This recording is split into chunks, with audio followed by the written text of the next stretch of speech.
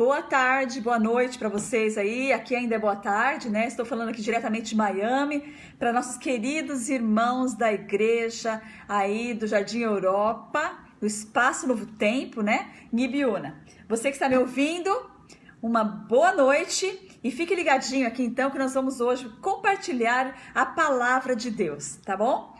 É o seguinte, antes de nós abrirmos a Bíblia, eu gostaria de fazer uma oração com você, ok? Então feche seus olhos aonde você está, aí na sua sala, aí no seu quarto, ou não sei lá, se está passeando em algum lugar. Feche seus olhos e vamos falar com Deus, ok? Vamos orar.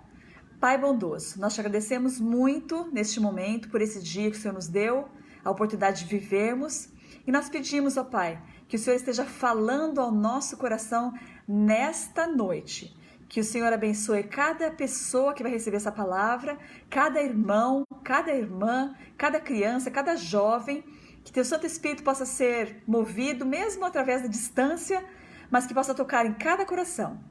Fica conosco, é o que nós pedimos, em nome de Jesus, amém. Então, aqui estamos, né? Eu já tô vendo aí gente assistindo, né? A Karina, tudo bem, Karina? Então, estamos aí.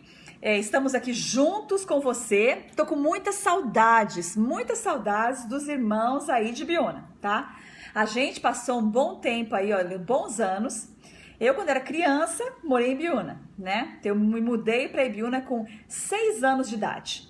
E aí eu vivi aí muito tempo, mas depois a gente mudou, né? Fui para São Paulo, depois eu casei, aí depois fui para outros lugares, mas aí acabamos retornando para Ibiúna. Foi assim um privilégio estar morando em Ibiúna, né? Então a gente morou depois em Ibiúna mais ou menos 7 anos. Então, assim, dá para dizer, né, que os meus filhos foram criados aí em Ibiúna, São Roque, né? Com muito amor, com muita comida boa, aí com os irmãos, meus filhos, meu filho foi batizado aí na igreja da Clínica, né?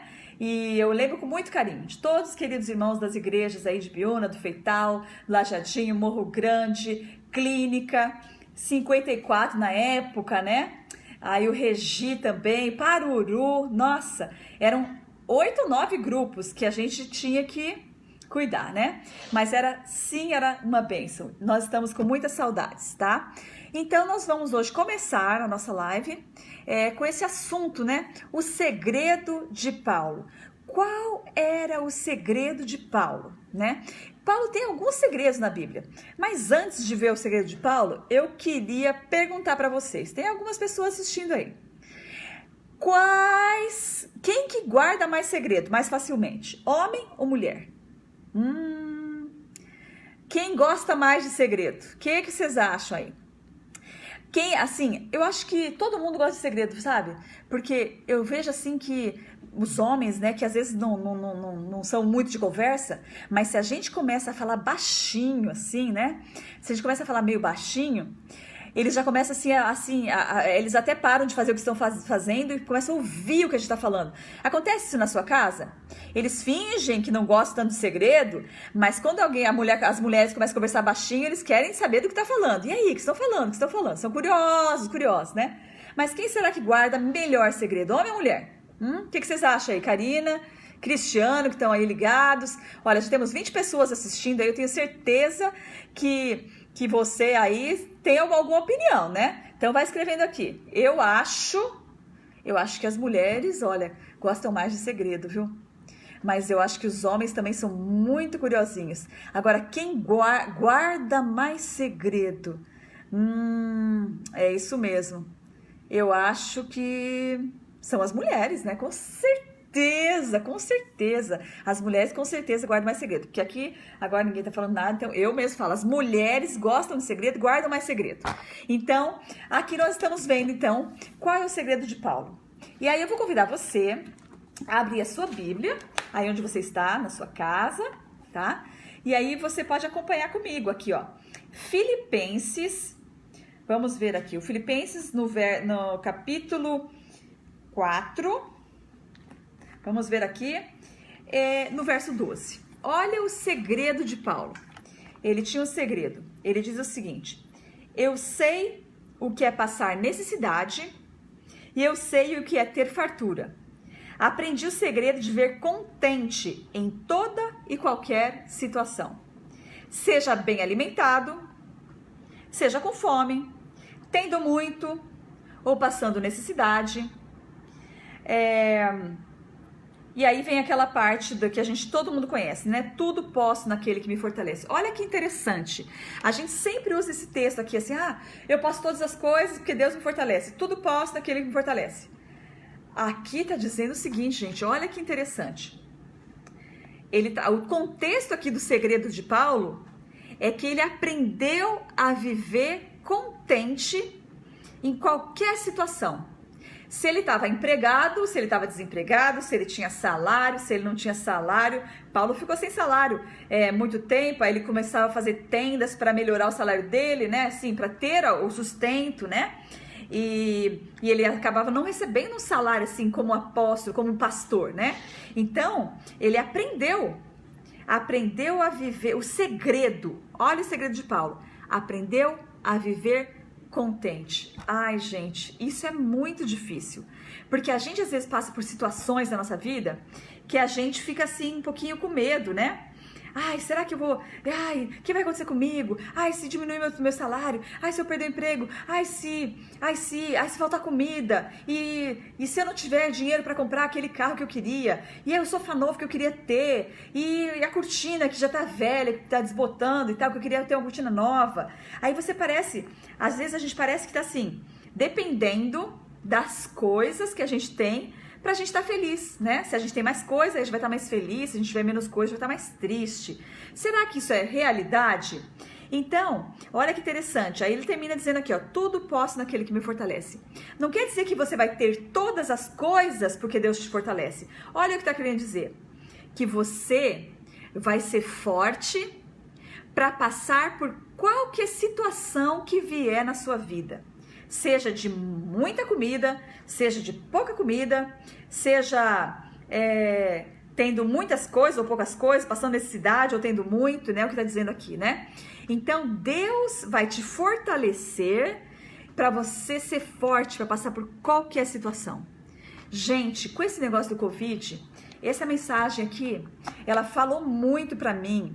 A gente vê muitas pessoas perdendo o trabalho, perdendo o emprego, perdendo a saúde, né? E tal. Parece assim que o mundo tá desabando. Parece assim que não tem mais esperança, né?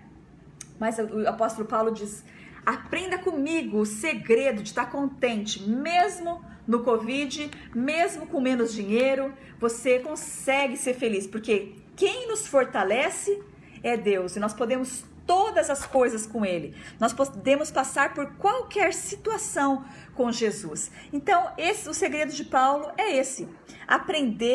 Ele aprendeu a viver contente. Sabe, a gente tem esse problema, né? A gente tem uma síndrome assim da insatisfação. É assim, parece até assim uma coisa, sei lá, uma coisa do ser humano mesmo, né? A gente pensa assim, quando eu me casar, aí eu vou ser feliz. Aí você fica adiando sua felicidade para quando você casar, né? Quando eu tiver um namorado. Aí você chega, começa a ter um namorado, você vê que o namoro também é legal, né? Mas tem os seus problemas. Você pensa, não, quando eu vou casar, aí vai resolver tudo, aí vai dar tudo bom, aí eu vou estar feliz. Aí você casa. Aí você me diz, você ficou bem mais feliz depois que você casou? Acabaram todos os problemas, assim, a sua felicidade, assim, subiu, ficou assim, até hoje, você está andando nas nuvens de tanta alegria e contentamento que o seu casamento trouxe? Será que sim? Então, aí as pessoas pensam, não, mas é que talvez está faltando um filho, né? Quê? Então, meu marido tá dizendo assim que ele tá muito feliz aqui casado, ó que bom, né? Espero que você também aí esteja bem feliz, casado, bem contente, né?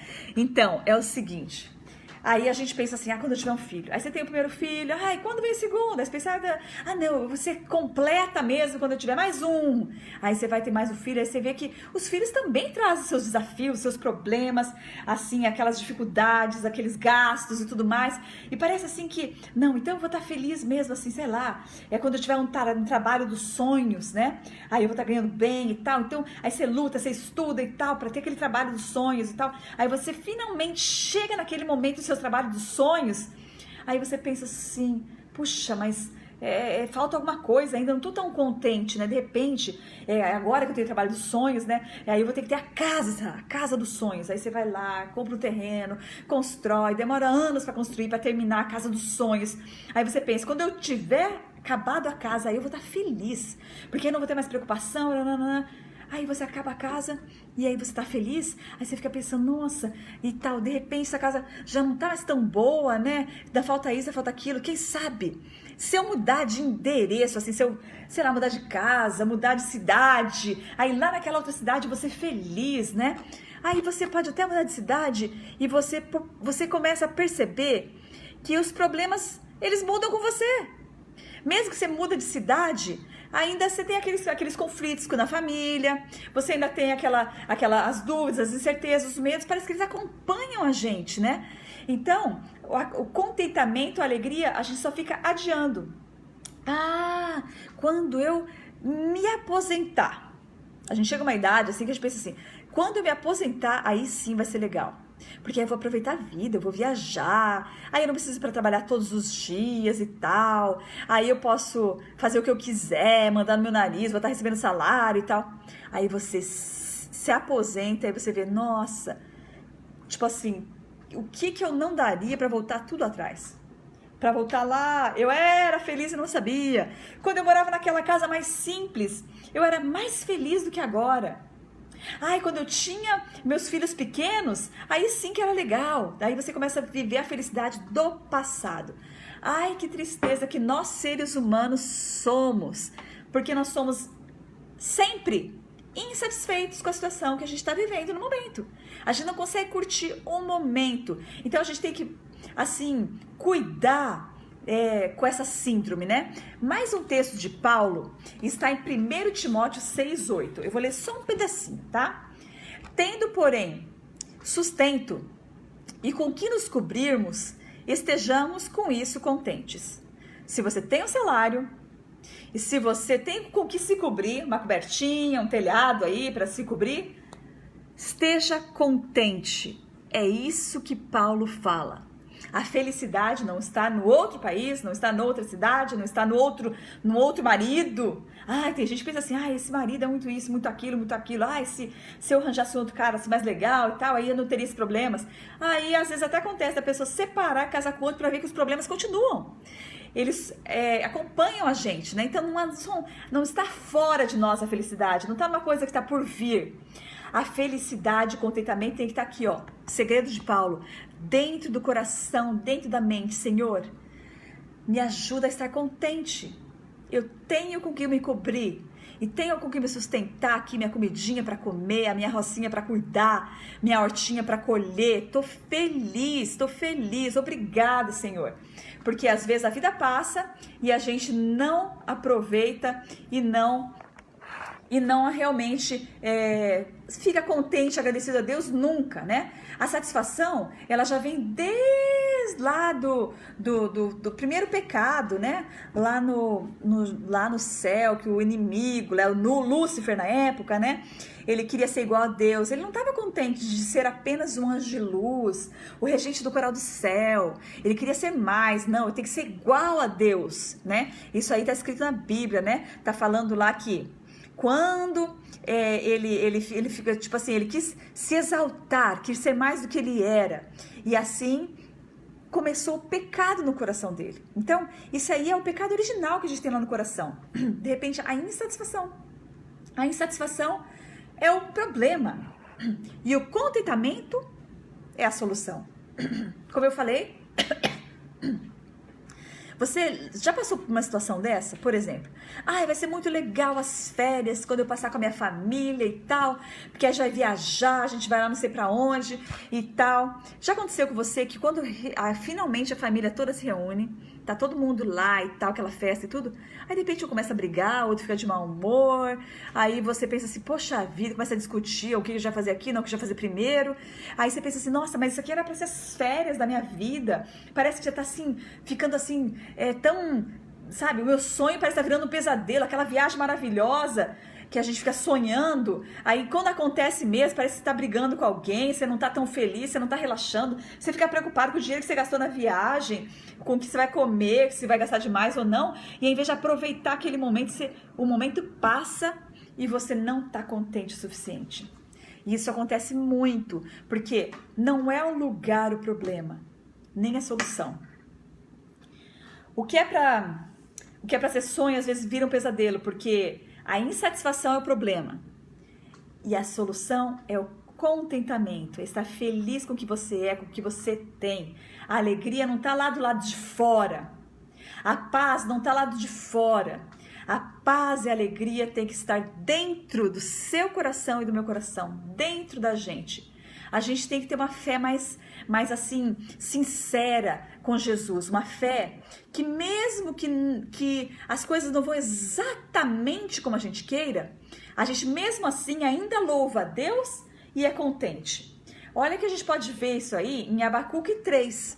Abacuque é um livro da Bíblia lá no Velho Testamento, se você quiser dar uma olhadinha ali, né? Em Abacuque 3, no verso 17, diz o seguinte: ainda que a figueira não floresça e não haja frutos nas videiras, ainda que a colheita de azeitonas, dos brócolis, ou do seja lá o que você planta aí, que aconteça o que com a colheita? Que não dê nada, e os campos fiquem vazios, improdutivos, ainda que os rebanhos morram nos campos, e os currais fiquem vazios.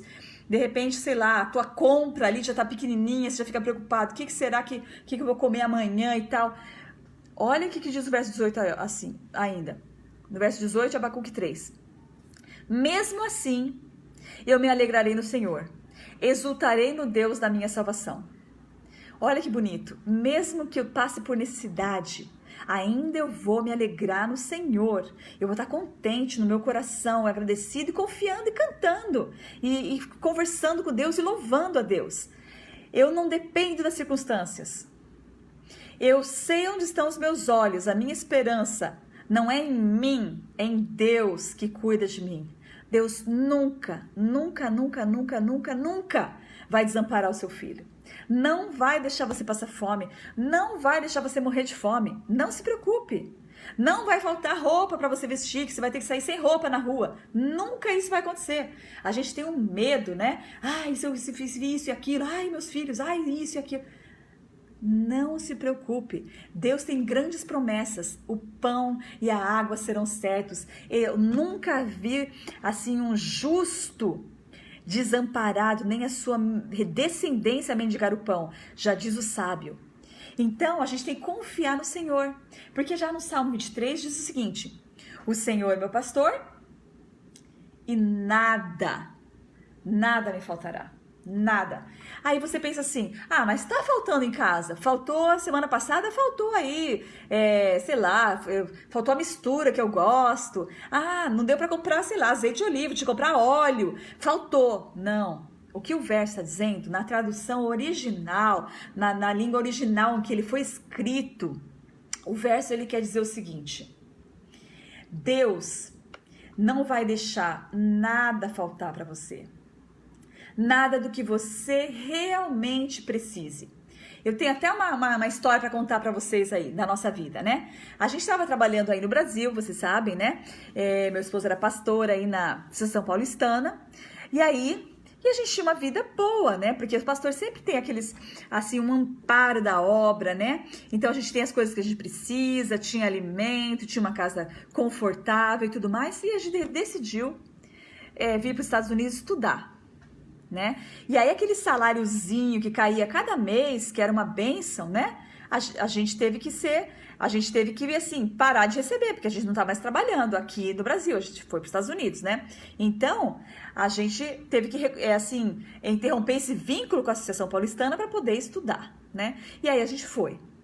E estando lá, aqui nos Estados Unidos, né? Lá em Michigan,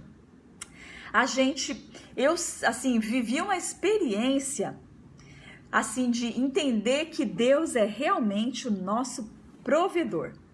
Ele não vai deixar nos faltar nada, nada, nada, nada. Porque eu lembro que a gente tinha 4 estudantes na mesma família. Meu esposo estava estudando doutorado, eu estava estudando também, meus filhos também tinham que estudar. A gente até pensou assim, vamos colocar eles na escola pública, porque aí não precisa pagar, não sei o que lá. Mas aí veio aquele pensamento, né? Imagina que a gente vai estar estudando numa universidade adventista para ter, assim, o conhecimento da Bíblia, para ajudar as pessoas, para pregar mais, e os nossos filhos vão estar recebendo uma educação sem a religião, sem poder cantar em corais, sem poder participar, sem ter aulas de Bíblia e tudo mais. A gente falou, não seria o certo, eles estão, a mente deles está sendo, assim, formado caráter, então agora sim que eles precisam de uma educação boa. Então, a gente fez todo o sacrifício que a gente não tinha como pagar, né? Mas a gente foi lá e pediu uma ajuda aqui, uma bolsa ali, e trabalha um pouco e paga um pouco, e Deus foi provendo. Sabe que às vezes eu falava com Deus, Senhor, a gente precisa de dinheiro, Senhor, paga as contas, né? Cada final de mês vem aquelas contas, gás, porque lá naquele lugar tão frio, Michigan, né? Um gelo, neve caindo lá fora, você tem que gastar com aquecimento, senão você congela, né? Então o aquecimento era muito caro, e todas as contas, né, das mensalidades, e roupa que precisa e tal.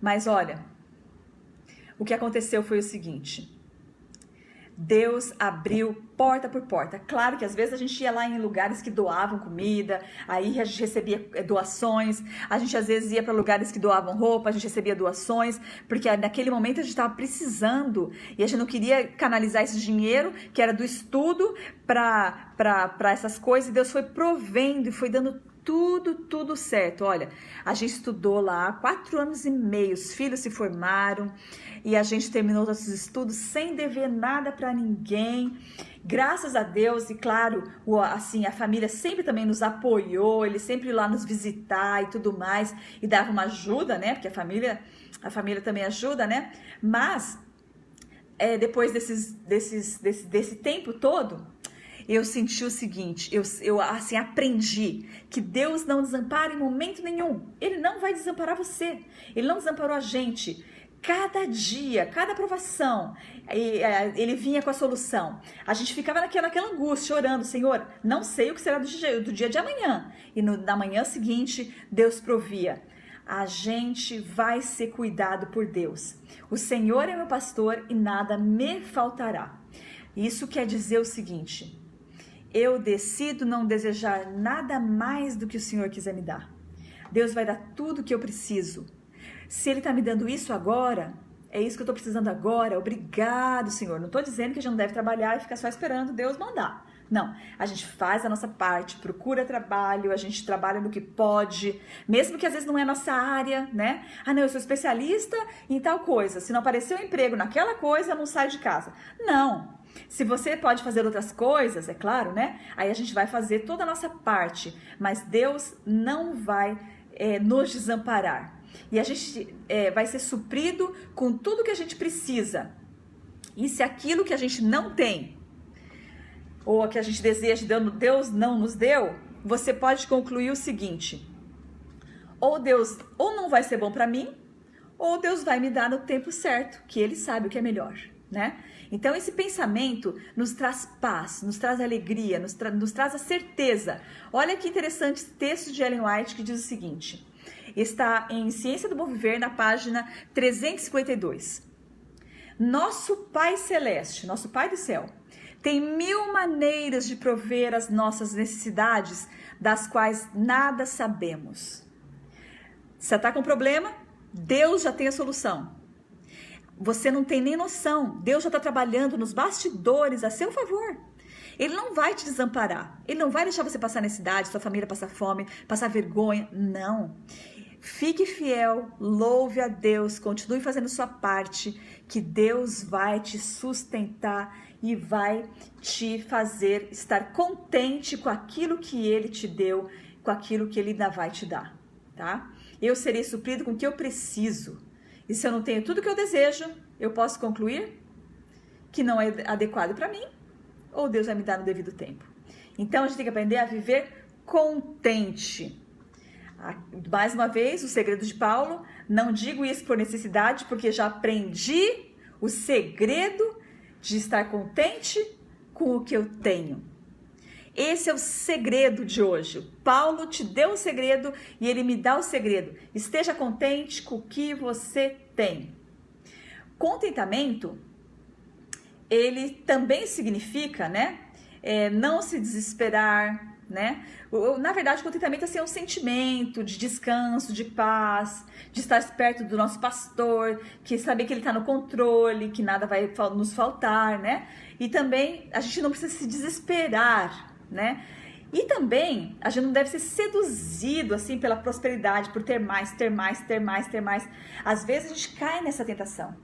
A gente tem e quer mais, tem e quer mais, tem e quer mais. E Deus pode nos ajudar a gente não cair nessa tentação de, em vez de ficar contente com o que a gente tem, a gente quer sempre mais, né? Porque esse contentamento, ele pode levar a gente para um pecado, uma coisa errada, que se chama cobiça. Cobiça é uma palavra feia, né? Cobiça é uma palavra feia. O que significa cobiça? É você desejar, você querer muito uma coisa que o outro tem, mas você não tem. Aí você pensa assim, poxa, por que Deus deu para ele e não deu para mim? A gente tem que olhar o que Deus deu nas nossas mãos e agradecer. A gente não deve olhar o que Deus deu na mão do outro e ficar reclamando com Deus. Agradeça pelo que ele pôs na sua mão, pela bênção que ele te permitiu receber. Sabe que às vezes também, se a gente começa a ter assim um pouquinho mais de dinheiro, o que acontece? A gente começa a comprar coisa, começa a acumular. Olha, tem guarda-roupa aí de mulher, de homem também, que você abre, quer dizer, o guarda-roupa nem fecha, de tão entupido de roupa que tá. E aí, a gente começa a acumular coisas. As crianças cheias de brinquedos. Ah, não, tem que dar mais um brinquedo novo, senão ele não vai ficar feliz. Criança não é feliz porque tem brinquedo ou não. A criança é feliz se o lar é feliz, se a mãe tá feliz, se o pai trata bem a mãe, se eles brincam em família. Aí a criança vai estar feliz. Não se você der um monte de brinquedo novo para ela, né? E assim, a gente às vezes pensa que acumulando a gente vai estar feliz. Mas sabe que é o contrário? Quanto mais tralha a gente tem, mais assim, sei lá, um quartinho entupido e coisa assim, que você pensa assim, não vou dar não, um dia eu vou usar. Aí você abre aquela coisa cheia de panela velha, muita panela, muita forma. Pensa assim, o que eu preciso realmente? Olha, gente, faz uma limpa na sua casa e deixa só o que você precisa, o que você mais usa e dá essa alegria para uma pessoa que está precisando. Você vai se sentir tão bem, na sua casa vai ter mais espaço, o seu guarda-roupa não vai ficar caindo para fora a roupa, vai conseguir fechar a porta, você vai ter, assim, uma paz, porque você vai conseguir organizar a vida. Porque quando a gente está muito acumulado de coisa, meio bagunçada a casa, a gente não consegue ser feliz. A gente não consegue aproveitar aquilo que a gente tem. Aí a gente pensa assim, eu acho que preciso comprar mais alguma coisa para eu ser feliz, mas na verdade não está precisando de alguma coisa, tá sobrando. E aí se a gente desce algumas coisas para outras pessoas, a pessoa fica mais feliz e a gente também, né? Existe até uma onda aí das pessoas que elas estão entendendo o seguinte, na verdade, quem é mais feliz, às vezes é quem tem menos, não quem tem mais. As pessoas pensam assim, os ricos, eles são mais felizes. Não é a riqueza que vai trazer felicidade. Eles fizeram um estudo.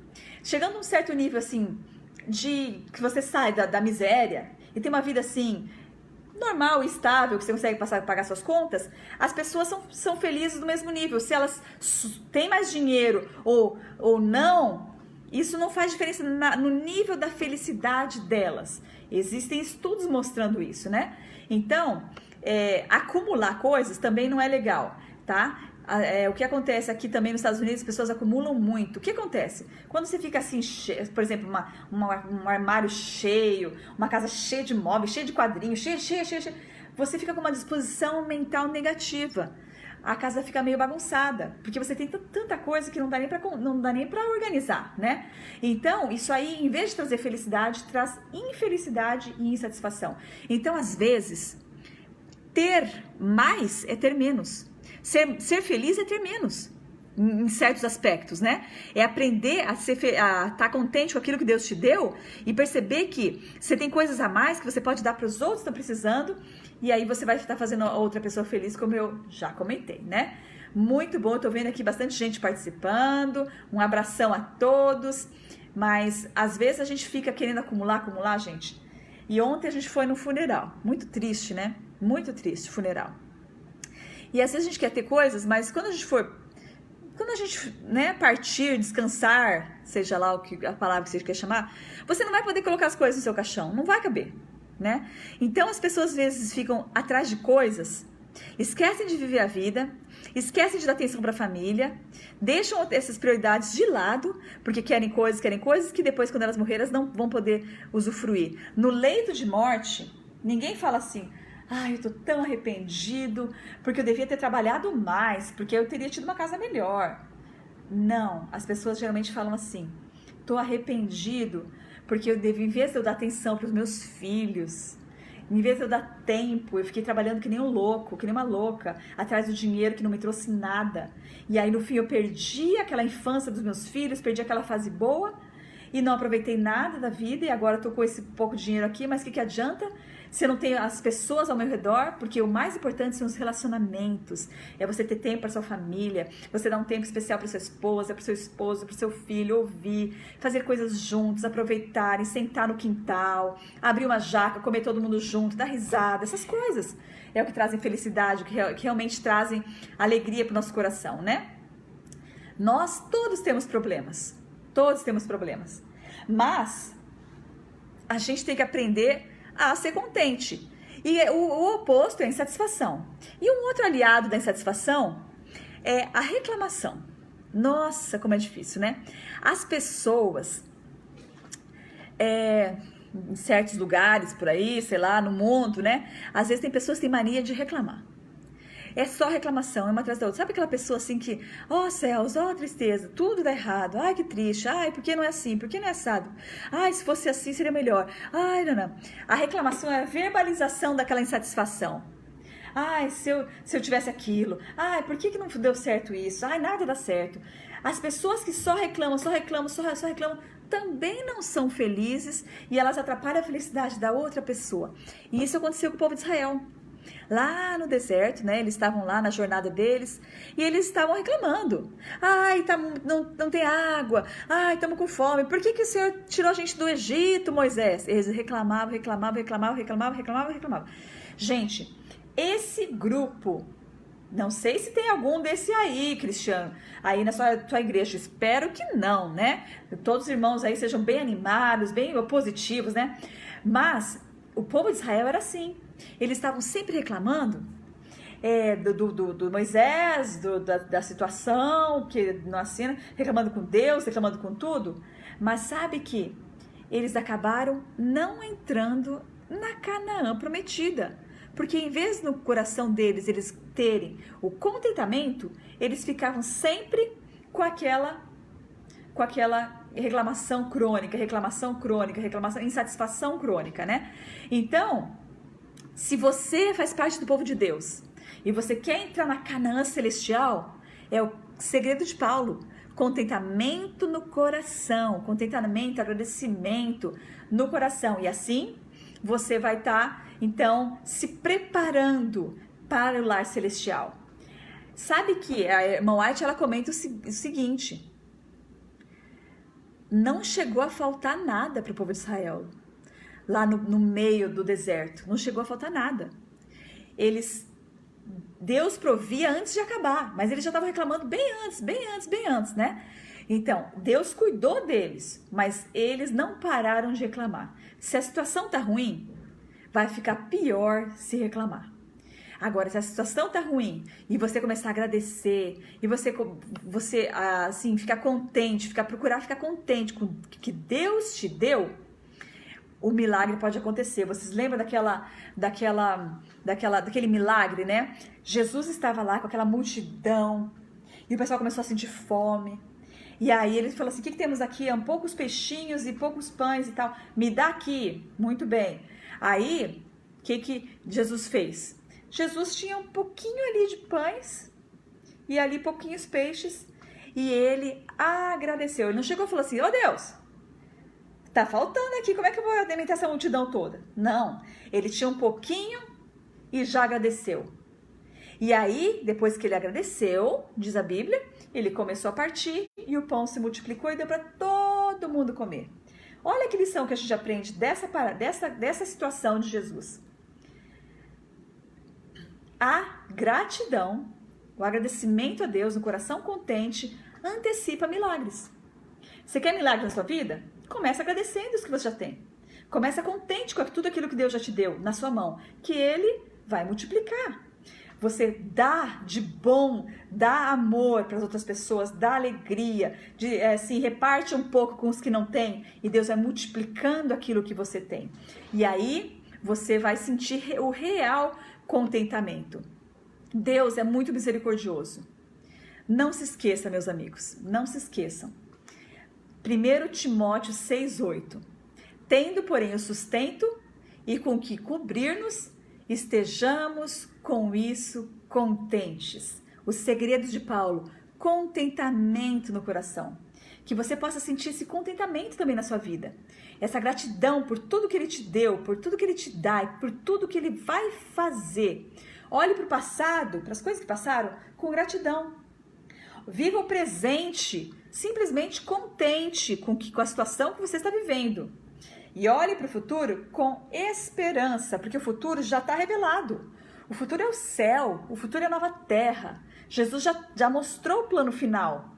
Você já sabe o último capítulo dessa história da terra. É maravilhoso, é o céu, é você e eu no céu com Jesus. Então, o nosso futuro vai ser brilhante, perfeito, e se prepare para ele hoje, sendo contente, segredo de Paulo, com tudo que Deus deu e vai dar para você.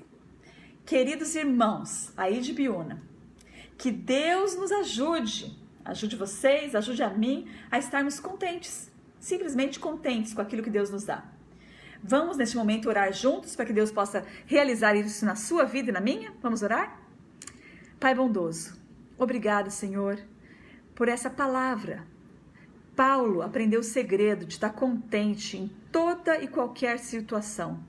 E às vezes a gente anda, Senhor, reclamando igual o povo de Israel. Andando e reclamando, ai Senhor, por que não tem isso? Ai Senhor, por que não tem aquilo? Se fosse assim seria bom, se fosse lá seria melhor. Senhor, que a gente não seja como esse povo de Israel que no fim não herdou a Canaã prometida. Esses que reclamaram ficaram no deserto. A gente quer entrar na Canaã celestial como um povo agradecido, contente, abençoado por Ti. Porque nós sabemos que nós podemos tudo no Senhor que nos fortalece. E o Senhor não vai deixar de nos dar nada do que realmente nós precisamos. E que a gente possa, Senhor, ter esse coração puro, essa mente aberta, Senhor, e ser feliz com o que o Senhor nos deu. É o que eu te peço, que abençoe o lar de cada irmão, de cada amigo, nesta noite, em nome de Jesus. Amém. Queridos, foi muito gostoso. Obrigado, Cristiano, pelo convite aí de compartilhar a palavra de Deus. Que Deus possa estar com você, com a sua família, assim, te dando muita felicidade. E vamos nos comunicando aí, tá? Tô com muita saudade de todos e que Deus abençoe vocês. Um abraço, um beijo, tchau!